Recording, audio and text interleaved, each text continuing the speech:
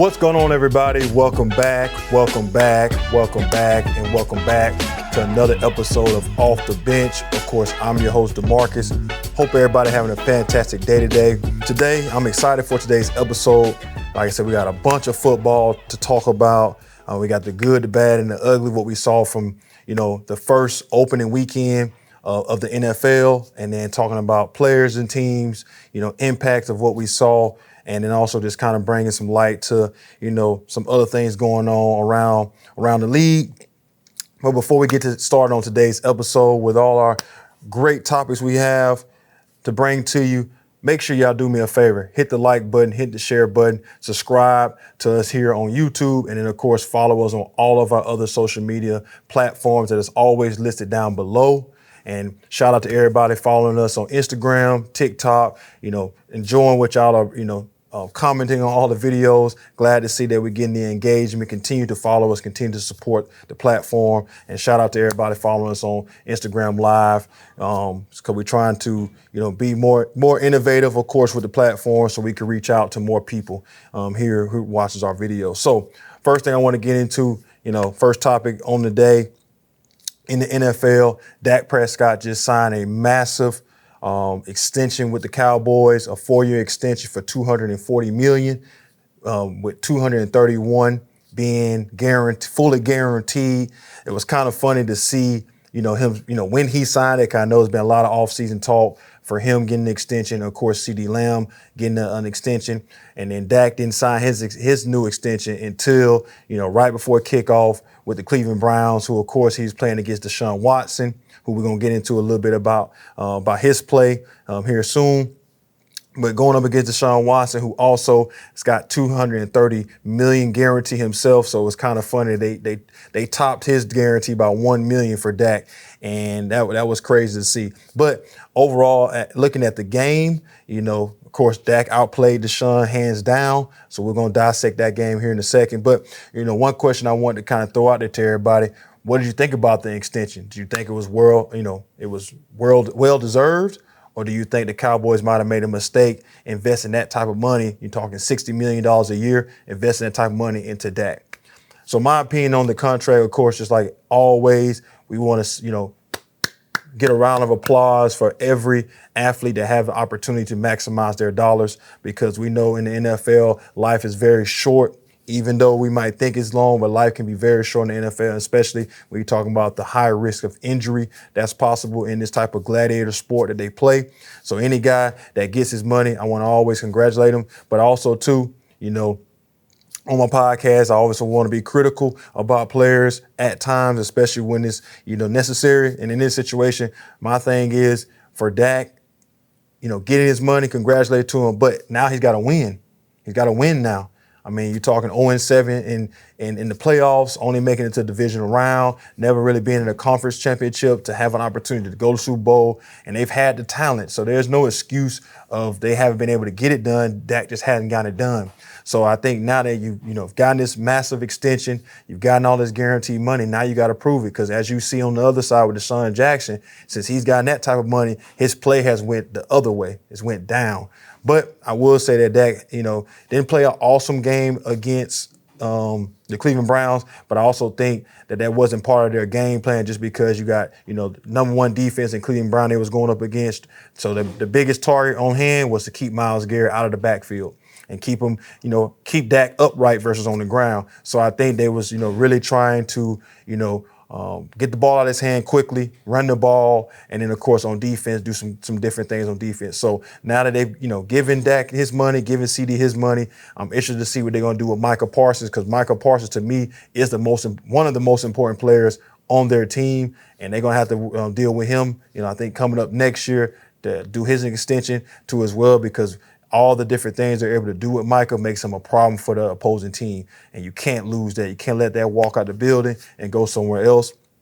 So it's going to be interesting to see what they're going to do with Micah Parsons. But, overall, I think Dak had a good first game. But like I say, Dak's a great regular season quarterback. It's time now, especially with this type of extension, this type of, responsibility that he has on that team. It's time to go to the next level. So they got to win. Time is now. Jerry Jones has already came out and said that Dak is the quarterback until the end of his time. So now it's time in these next 4 years, to put it together and win, because they have the pieces. They have the offensive weapons. And then, of course, defensively, they have one of the best defenses in the league. So it's time. But, yeah, y'all let me know below what y'all think. Do you think that, Dak was, that was the right move for the Cowboys to give him that type of extension? Or did they make a huge mistake investing that type of money in him?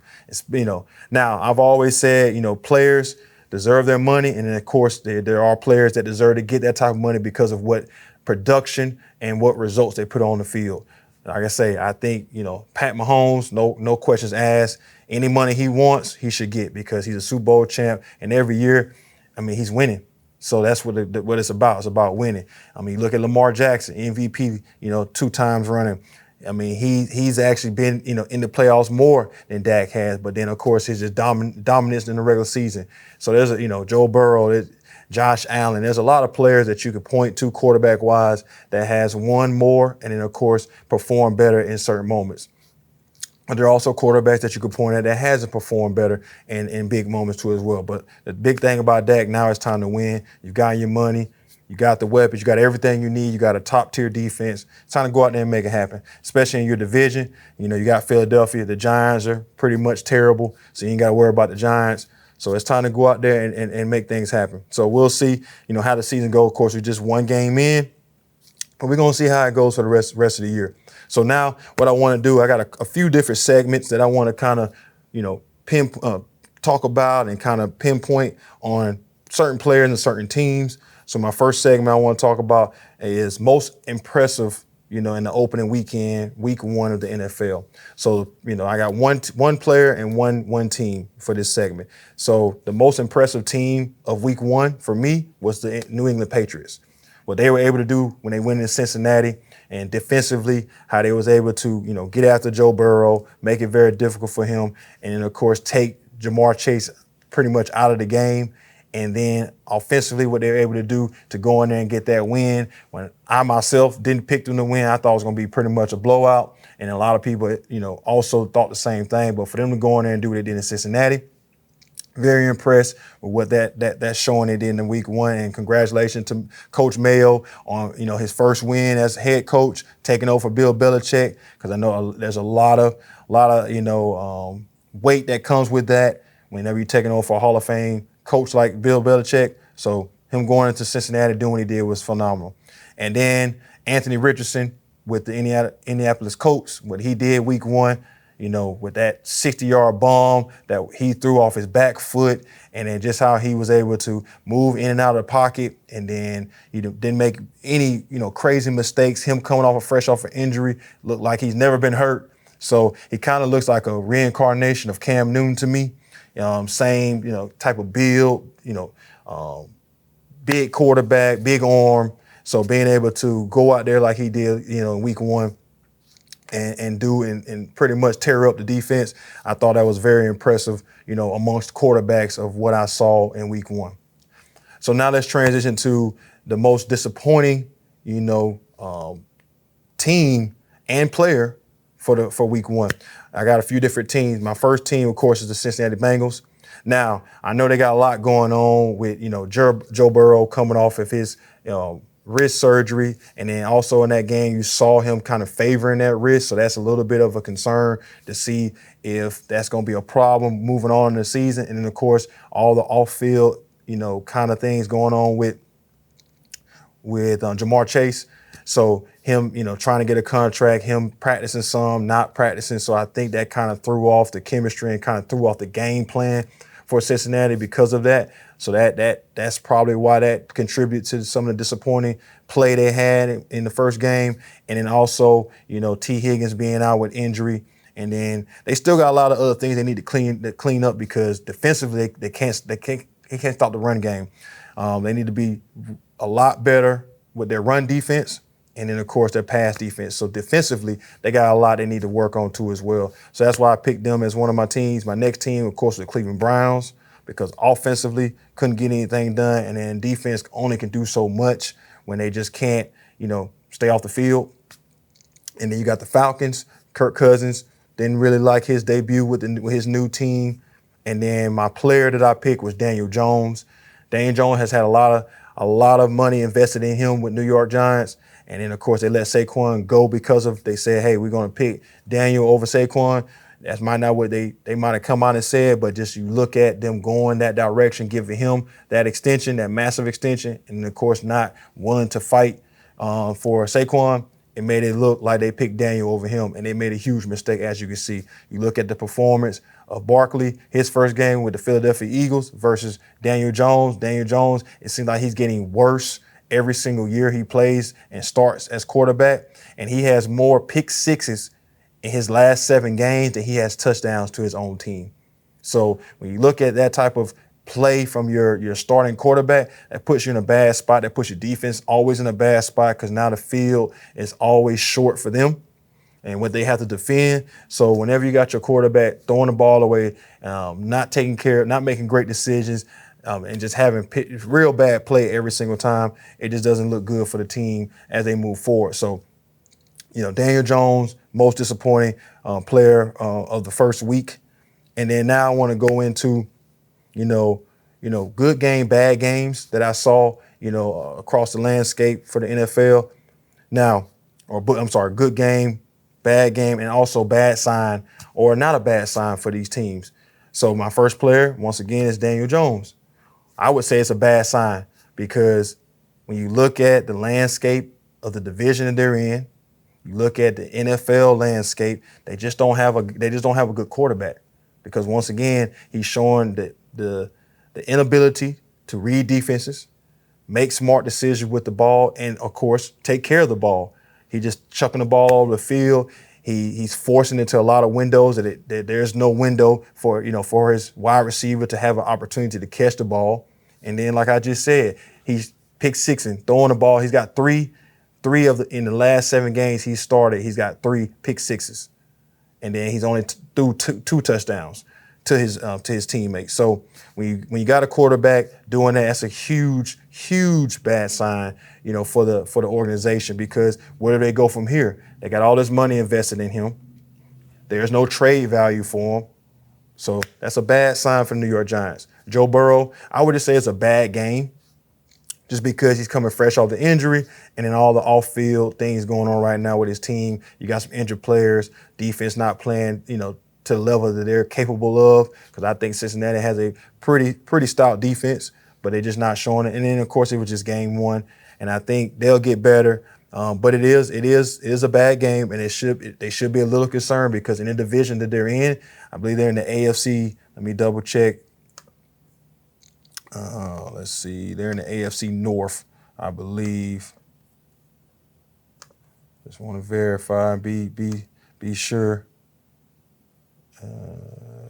Yeah, they're in the AFC North. So, of course, they got the Browns, the Steelers, and the Ravens. That's a tough division for them. So they can't lay another egg in game 2. They're gonna have to come out game 2 and get a big win because, like I say, in this division, you got 4 possible teams that can, any one of them can win that division. So, and the Steelers look good in their first game. The Ravens, yes, they did lose to the defending champs, the Kansas City Chiefs. And then, of course, they were one big toe away from going to overtime and potentially winning that opening game. So the Ravens, they're going to be good. And then the Browns, like I say, we don't know this. It's a week-to-week thing with the Browns on what they're going to be doing in the rest of the season. So the Bengals, like I say, first game, no reason to really, press the panic button, but they definitely got to clean it up, and it is a bad game, not so much a bad sign for the rest of the season. Now I would go to Kirk Cousins with Atlanta Falcons. I would say the same thing, just kind of like I said with Joe Burrow, bad game, because I look at Kirk as a pretty solid quarterback in the league, and I just think he just had a bad game because I was looking forward to him being there because I felt like with his pedigree, it was going to help Drake London. It's going to help Kyle Pitts, and then Bijan Robinson was going to help him too as well, help them grow and develop their game. Having a solid quarterback under center versus what they've been dealing with the last couple seasons. So I thought Kurt was going to be a huge upgrade for him. So I'm just going to say it was a bad game. I don't think it's a bad sign just yet.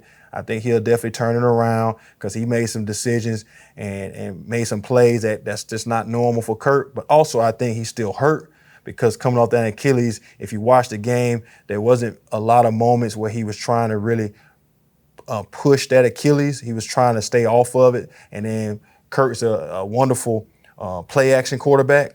So they didn't do a lot of play action where he can roll out and really turn and plant and throw and hit his receivers on the move. They didn't really do that too much. So I think they was trying to be cautious about his Achilles. So we'll have to see what happens in the upcoming weeks if they change that game plan and try to get him back to the old Kurt and get some plays that he's best at, going forward. Now, moving on, I got Deshaun Watson. Bad sign. Cleveland is in a crisis. They got a lot of money wrapped up in him, $230 million guaranteed, which makes it hard to move him. And then also it makes him hard to bring more players in, because of what they're paying him every single year, every single game, every single minute that he's on the field. I don't know what has happened to Deshaun Watson. I completely understand last year with everything going on off the field with all his court cases and his lawsuits and everything. I know another young lady has come out and once again brought his name into the conversation of, sexual harassment or sexual assault, whatever it is. So that's unfortunate. I know the NFL is investigating that situation too as well. So I get he's had some off the field issues. And then of course he had his surgery on the shoulder, but man, he just doesn't look comfortable. He don't look comfortable, which is so strange to me because of the simple fact there's been other quarterbacks in this same system have success.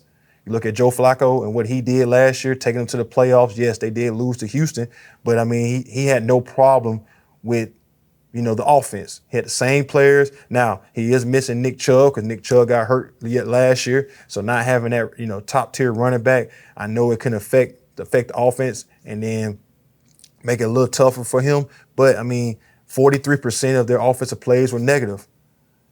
I mean, he's in shotgun. 90% of his pass was shotgun. He's struggling to read defenses. I don't know if he can't run or if he's hurt or something going on. Can't get out of the pocket to make a positive play. He's overthrowing all his players, or he's throwing in directions of his players that they aren't able to have a high success rate of catching the ball. So he's just not reading the defense correctly. It's just a lot going on, and it's a bad sign for them because some fact that they got a Super Bowl winning defense. I mean, they were number one last year. This year, got a great defense, and the defense did all they can do to keep the Cowboys out of the end zone. But if your offense can't move the ball, can't get a first down, every other pass is a bad pass or it's interceptions. I mean, don't know what to do.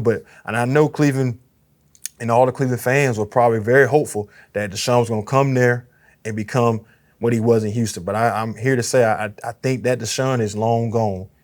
We're going to have to just, come to the realization that that Deshaun's not coming back, because as you watch him continue to play, he had a full offseason, full training camp. The play should be better this year. There's no reason why he should be playing the way he's playing. So I don't know what's going on, but it's a bad sign because, I mean, where do you go from here? Now they might need to really also consider this idea too. They might need to think about going to the backup. Jameis Winston, because like I say, Jameis Winston, for one thing, he's a great leader. Now he does play with a lot of risk, so he does make some mistakes with his passes. Interception to touchdown ratio is not the best, but like I said, you had Joe Flacco have no problem in this offense last year, so they might have to think about really going that direction, because the other layer of this is you're going to create some locker room turmoil by continuing to keep Deshaun in there, because there's some guys that's been on this team for a while. And then, like I just said, watch last year and the year before, and Baker Mayfield, all these quarterbacks that's come in here not have the same issues that Deshaun is having. Now, also, too, the offensive line didn't help him at all either in game one. They got to get better.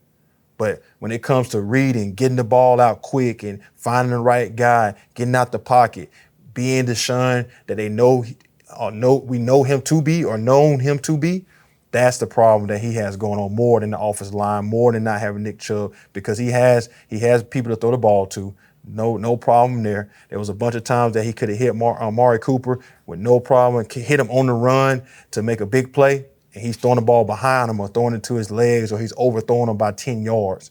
So all that has nothing to do with the pass, with the offensive line. That's just all him just reading the play the wrong way.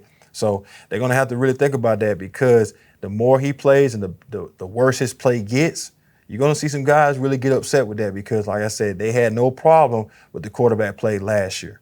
And now they're trying to, put everything around him. They even made some changes in the offense to kind of cater more to him, to kind of make him more comfortable. So to see him not to be uncomfortable, it's alarming. And like I said, it's a bad sign, because it's kind of looking like they're choosing contract over winning. I get it. He's got that huge contract, $230 million, fully guaranteed, only contract to ever be done that way until Dak coming in with $231. But it's looking like, because he's the $230 million man, that's why he's starting, more than he's the best thing for the team, because he's going to help them win and he's going to put them in the best position to win. So that's why they got to be careful with that. So now I'm going to transition to the NCAA, to college football, because this team is, to me, a bad sign more than a bad game. I will go with the Colorado Buffaloes. I love Prime. I really do. I'm glad that he's had the opportunity to leave Jackson State, to come to Colorado, and all of the notoriety, all the publicity, all of the things that have come with him going there. But it's time to really start looking at this team in totality and really looking at, I don't know if Prime can get the job done there, because last year off season he didn't pick the players. A lot of players left because of all the changes and all of the demands that he put on the players. They left, and so he had to kind of restructure the roster as best he could. And then this year he got an actual full offseason to recruit the players he wanted, to get the transfer he's wanted. He did all that. And then he was able to bring in people like Warren Sapp, Terrell Owens, bring in more people that can help influence and direct the players in the right direction. And we still seeing the same play. Offensively, he got, Jimmy Horn Jr., you got Travis Hunter, and you got his son, Shedeur Sanders. But outside of that, what else do you have? Offensive line play is terrible. They can't stop nobody on defense, can't stop the run. Anybody can throw the ball over. The only person that has somewhat of an ability to defend somebody is Travis Hunter, who's there also the number one wide receiver too as well. And what he does, on both sides of the ball is phenomenal, but there's only so much he can do. Shedeur, he's a top tier, quarterback in college, and I think he's going to be a good quarterback in the NFL when he goes in next year. But the demands that they're putting on him to try to perform under the pressure of, no protection, nobody's able to get open, and then the type of offense they're trying to run is just not benefiting him.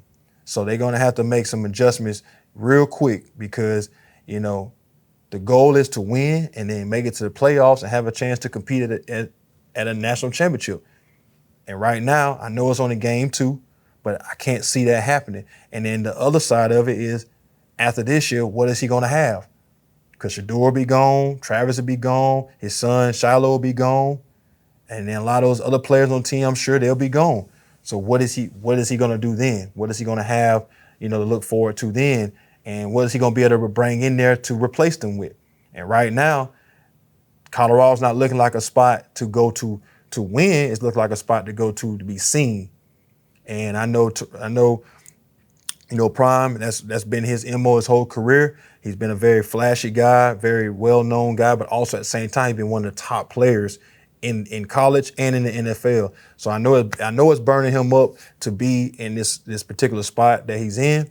So I hope that he can turn it around this year, because after this year, it's like I said, the heat's going to be on, hey man, can you get the job done? Especially if they end up losing losing more games and not winning more games this year, and especially when it's his team, his staff, for real, and everything. So it's a bad sign right now for how they look. I mean, their next game is against Colorado State, which is it's a rivalry game. It's in Colorado State. It's a huge game for them because coming off of that thrashing by the Nebraska, Nebraska, it's not looking good for him. So he got a lot of work on his hands, and I know every day he's working. I don't doubt that in Prime, but Coach Prime, he got a lot of work on his hands. So that's my bad game, bad sign segment. Now moving it back into the NFL, I want to talk about one particular player that stood out the most to me in week 1, and it was the running back from the 49ers. His name Jordan Mason. I thought, with CMC being out, kind of was like a game time decision. He wasn't going to play.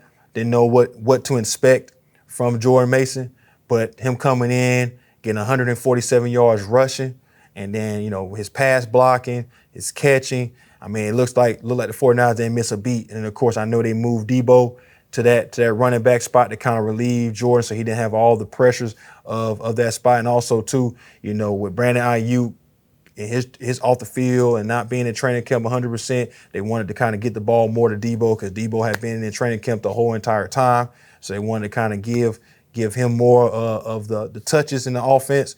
But like I say, what Jordan Mason was able to do, being the backup, coming in his first game in the NFL, so his debut on Monday Night Football and against a top defense in the league, man, it was phenomenal. So I think he was the biggest standout in week 1 to me.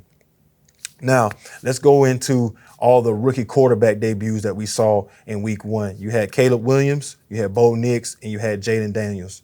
Of course, Jayden Daniels, Washington Commanders, Bo Nix with the Denver Broncos, and Caleb Williams with the Chicago Bears. Starting with Caleb Williams, I think Caleb Williams, his debut wasn't the best. Defensively, of course, the Bears, they pretty much kept him in the game and then won the game in the end. But Caleb Williams, he struggled, reading the defense, struggled with holding on the ball too long. And then, of course, his throws were just all over the place. Bo Nix, same thing for him, same struggles. Now, Jayden Daniels, he performed the best out of the 3. I know his stat line was pretty good. He ended up with 17 for 24, almost 71% completion, 184 yards, no touchdowns, but no turnovers. But then he ran the ball for 16 carries, 88 yards, he had 2 tutties. So I just think overall he had the best, debut performance as a rookie quarterback versus the other 2. Now, I also know with Bo and with Caleb, what I noticed was the speed of the game just overwhelmed them. And this is why I think with rookie quarterbacks and, certain rookie positions, they should play more in the preseason. So that way they get a more opportunity to be exposed to the speed, to be exposed to the way the different defenses, the different offenses that they're learning, coming into the league versus what they learned in college. Because in college, 9 out of 10 times, they were the best athlete and the best player on both teams. So now it's not like that. Now you're probably the 5th best player or 6th best player on your own team. And then on the opposing team, they probably got 10 or 11 guys better than you. So I think that was a huge adjustment for him in that first game. But we'll have to wait and see because he got plenty of weapons around him that he should be able to, slowly transition into the, regular, rest of the season and, get better. The game should slow down to him. But we'll have to wait and see. Now with Bo, his is a little bit different. He don't have as many weapons, so it's going to be a little bit more pressure on him. And we have to wait and see if he's able to make the proper adjustments and if Denver can kind of come up with a better game plan for him to kind of help him transition, better in the league. And then Jayden Daniels, I didn't see anything he did bad. And like I said, of course, every game you can make adjustments. So there's some things he need to make better. But I just think overall he did a phenomenal job for his first game. So I would give him the tip when it comes to what he did, in the first game. Very, very impressed with his showing. All right, so now there's a lot of teams in the first week that struggled, and so what I want to kind of segue into, is it panic time or is it hold on, pump the brakes? It's just week 1. We got time to make adjustments and get better. Our first team I will go with is the New York Jets. I would say for them, it's not time to panic. Of course, I was glad to see that Aaron Rodgers was able to come back, play a full game, not just 4 plays, play a full game, and allow us and allow his team to see what that offense really can look like. I think, of course, they didn't kill it, but I think for his first game back with his team, it was good to see how they look. I know defensively they got some things they need to work on, and I think they'll get better. Their pass game wasn't really the best. Now their run defense is amazing. That first game they was able, like I say, I ain't gonna say amazing. I'll take that back because Jordan Mason did have 147 yards, but their run defense looked better at times in the game than their pass defense. They struggled a lot with the pass defense. So I'll say that. But I would say it's not time to really push the panic button because Aaron Rodgers, he did show glimpses in that game where he definitely showed some things that they can get better or they can actually use to their benefit with Lazard, with Wilson. My only thing I would say is they need to get Bryce Hall more involved in the offense because they did a lot of, out of the backfield catches with him, but they weren't able to really develop the run game with him because I think he's a great running back for Aaron Rodgers. And most time in Aaron Rodgers' history, anytime he had a good running back, the offense really thrived. So I think, especially when he had like Aaron Jones. So if he can get Bryce Hall more on the same page with him and to continue to get his chemistry down with his wide outs, I think he'll be fine. So there's no reason to really panic in New York, pending any major injuries. But the Ravens, no reason to panic. You lost to the Super Bowl champions, no problem. You came in there, you did a lot of good things, defensively and offensively. They're going to be fine. I got the Cincinnati Bengals. I wouldn't say full-on panic, but you definitely need to be concerned because in the division that you're in, you can't take another loss in division and you can't take too many L's outside of division because you're in a very tough division. Like I said, you got the Ravens, you got the Pittsburgh Steelers, and then you still got Cleveland, which I think eventually they'll get something going. And then right behind Bengals, I got the Cleveland Browns, same thing. It is, for them, they definitely they're in panic mode because of their quarterback play. So they got to get that under control. Jaguars, no reason to panic. They went up against Miami. They played a great game, for the most part. I think they got to get Etienne. They got to get him more involved. Trevor Lawrence didn't play a terrible game. The defense is pretty good. I think they'll be fine. Giants, full on red button, panic button, because Daniel Jones is not the guy. He's not the guy for them, and they're gonna find themselves in a real bad spot if they don't make some real adjustments with his play. The Packers, I put the Packers on this list because when Jordan Love got hurt, I was like, man, because I even in previous episodes, I even talked about them possibly making it back to the championship, in the conference championship, and possibly the Super Bowl. But with him going down and being out for several weeks now with his knee, they might be need to be in panic mode to try to figure out what they're going to do moving forward because without him under the center, they're going to be in a tough spot. The Falcons, I wouldn't say it's panic mode because we all know Falcons, they're not going to Super Bowl. They're not a playoff team necessarily, but I think they can definitely grow from this season. And like I said, with Kirk Cousins, as long as his play becomes better and he steps up and he helps the other young players around him mature and get better, then they're going to start to really go in the right direction. The Panthers, full on panic mode because I don't know what they're good at all. Special teams, defense, or offense. Don't know. I don't know what they're good at. Please, somebody help me. Somebody comment down below and let me know what are the Carolina Panthers good at. Because right now, it's very hard to tell what they're good at. I mean, let's just talk about some of their numbers in the first game. I mean, the New Orleans Saints just went in there and just destroyed them. I mean, it wasn't even close from the first kickoff. I mean, you look at Bryce Young, he was 13 for 30, 43% completion, 161 yards, two interceptions, and got sacked 4 times. So, and Bryce Young, he just looked like he's out there running for his life. He's out there running for his life, and unfortunately, that's all he's going to be doing because their offensive line is not good. They can't establish a run game. I want to say they had their Miles Sanders had 22 yards rushing. He had 5 carries for 22 yards. His longest run was 8 yards. So they can't establish the run. So what does that mean? Now they got to throw the ball more. Their leading receiver had 49 yards. So I just don't know. I don't know what they're good at. I don't know what they're good at. So they're in a bad spot. So it's definitely panic mode because they got a lot of changes they need to make in order for that team to be worth watching at all. So they have the biggest panic button they got to push on that whole entire roster because it just doesn't look good. Then I got the Arizona Cardinals.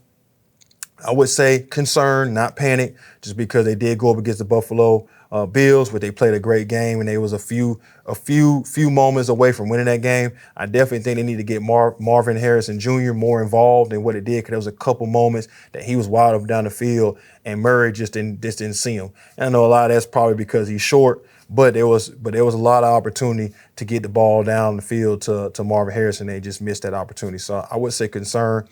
Now with the Rams, I would also put them in this category, concern because they played very good against the Lions, but they had a lot of injuries that they sustained in that game too. So that's why I would say be more concerned for them. And then of course in their division, it's a tough spot to be in if you're hurt and you're not able to get the wins you need at the right moments in the season. It can make a long season. So I would definitely put them in concern. Now, depending on what's going on with Cooper Kupp, I know they got. I'm trying to see. Let me look real quick and see injuries wise who they have, who else they got hurt because they lost. They went through a few different offensive linemen in that game, the first game against the Lions. So I'm curious to see who else got hurt because I know. Puka Nacua, he got hurt in that game too, and he's gonna probably be out for several games. So that's a bad loss for him. Like I said, Cooper got hurt.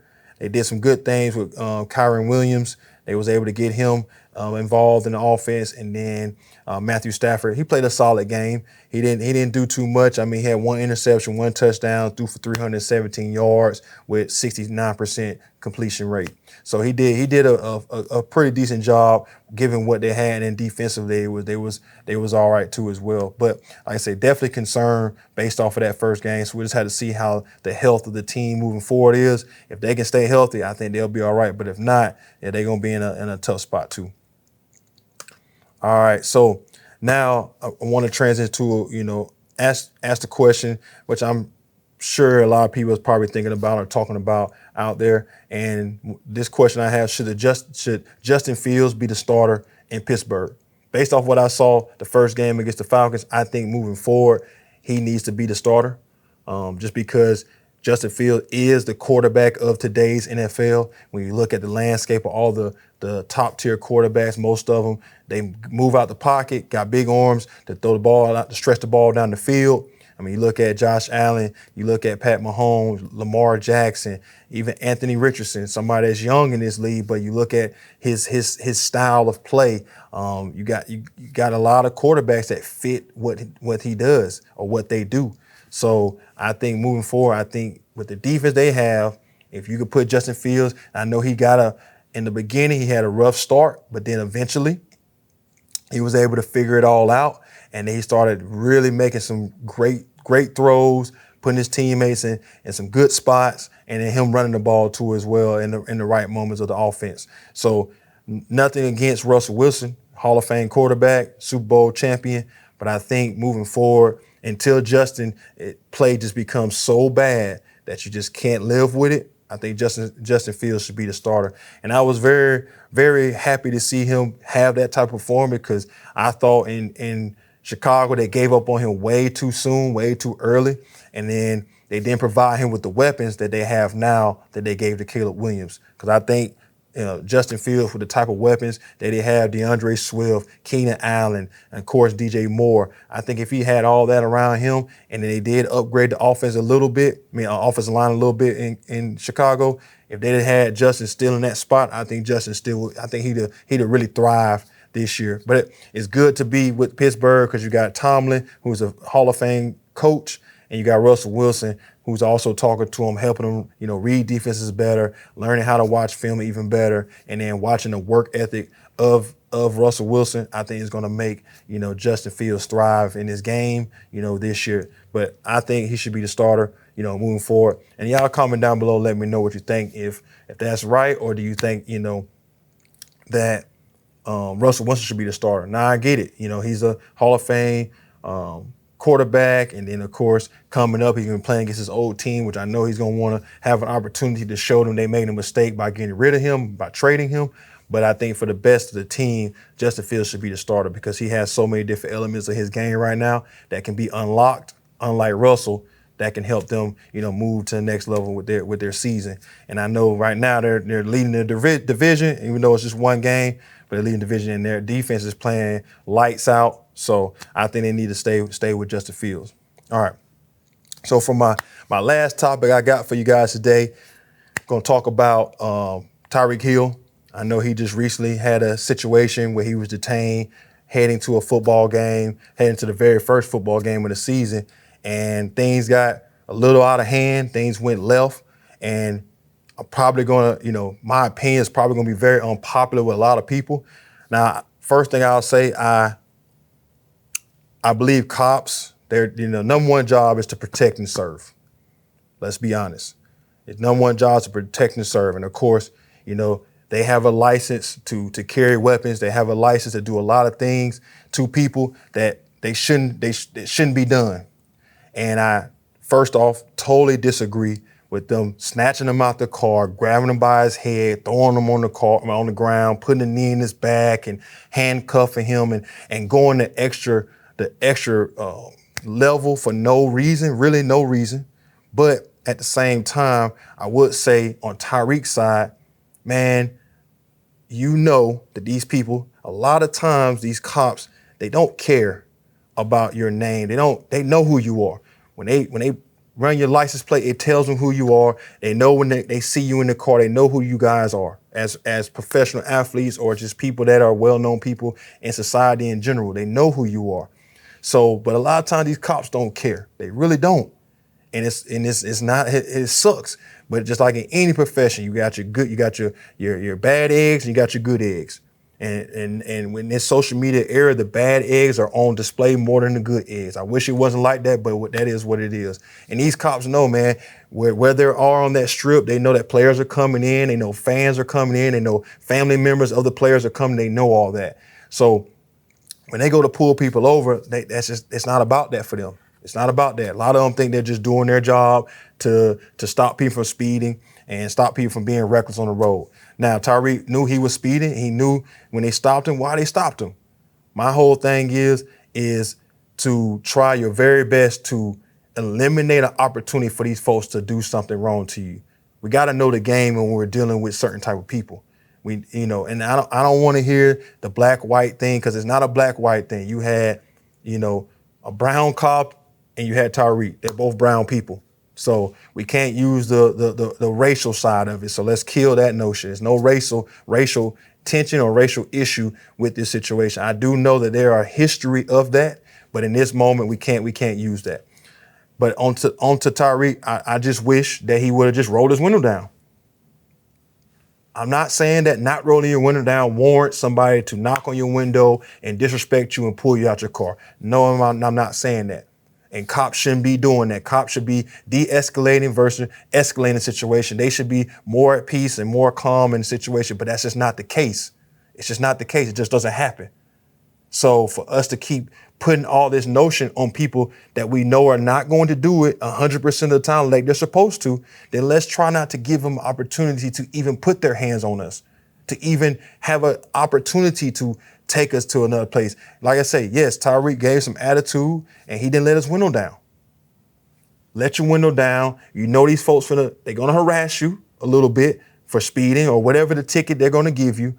But hey, I'm not going to give you the extra energy that you're looking for by keeping my window up and have you knock on my window and then having you think you need to yank me out my car and throw me on the ground and potentially hurt me, because we all know that professional athletes and celebrity or well-known people, the last thing they want to do is put anything of their livelihood at jeopardy by doing something to a cop.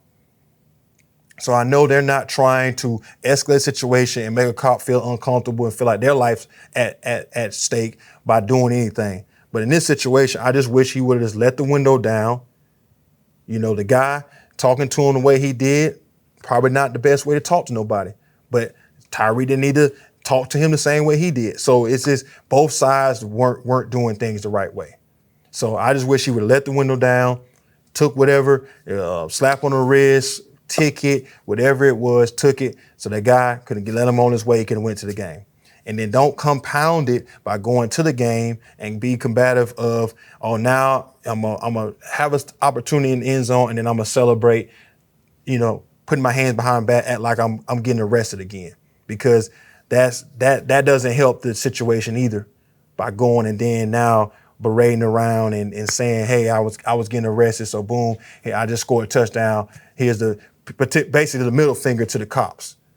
Because like I said, we all know that all cops are not bad, but we do know there are a litter of cops, just like there is in any profession, like there is in, teaching, but just like there's firemen. Every profession has people that don't do things the right way all the time. So, but I do not agree with the cops wrestling him out the car. They should have definitely said, hey, knocked on the window, hey, let your window down for me, please. So that way, we don't think something's going on in the car. We don't think that there's, you're doing something that could put us in harm's way. Communication can be better on their side, and at the same time on Tyreek's side, hey man, let me go ahead and communicate with you by rolling my window down so you don't see anything going on in this car. You don't think you need to worry about anything. You can do whatever you're gonna do, and then I can get on my way and I can be at the game with no problem, no harm, no foul. And then, you have other people get involved, they get arrested too as well, trying to look out for Tyreek, which, like I say, I understand that too. But in this situation, I just personally think if Tyreek could just have rolled his window down and not let it even be something to even give, even say that this is now a legitimate reason to act a fool on him, that's just what I wish he could have done, but he didn't do it. But like I say, that even though he didn't do it, does not mean that he should have been yanked out the car. But like I said, this whole situation of him being detained and him being treated the way he was, I just think things could have been different on both sides. That's just how I look at it. But y'all let me know. Y'all comment down below and tell me what you thought about the audio, the video on the body cam, and just what he said to the cops, what the cops said to him, how they came at him. What did you think about that whole entire situation? Do you think they should be fired, or do you think, what should happen? I know the NFL hasn't come out and said anything. They're still trying to investigate more on that situation. But y'all let me know what you thought about that whole entire situation. Because it's one of those things where, man, wish it wouldn't happen, but it does. And you just gotta be careful out here, man, and always remember this game is chess. It's not checkers. You gotta make the moves that open up for other moves to then, of course, win the game, and in certain spots of your life. Because like I say, no matter how big of a name you think you have, a lot of people out there, either they don't know who you are or they don't really care who you are. And in their mind, they need to prove more to you how they don't care and how you're not above them or above this or above that. So just be careful out there, man. But as always, we want to thank y'all for watching this episode. Please, before you leave, make sure you hit that like button, subscribe button, share button, and then comment down below. Let us know what you thought about today's episode, and I'll do my very, very best to implement your comments and implement your suggestions of topics and everything else on the upcoming episode. But as always, man, y'all stay tuned into the next episode, and we'll see y'all very, very soon. Peace.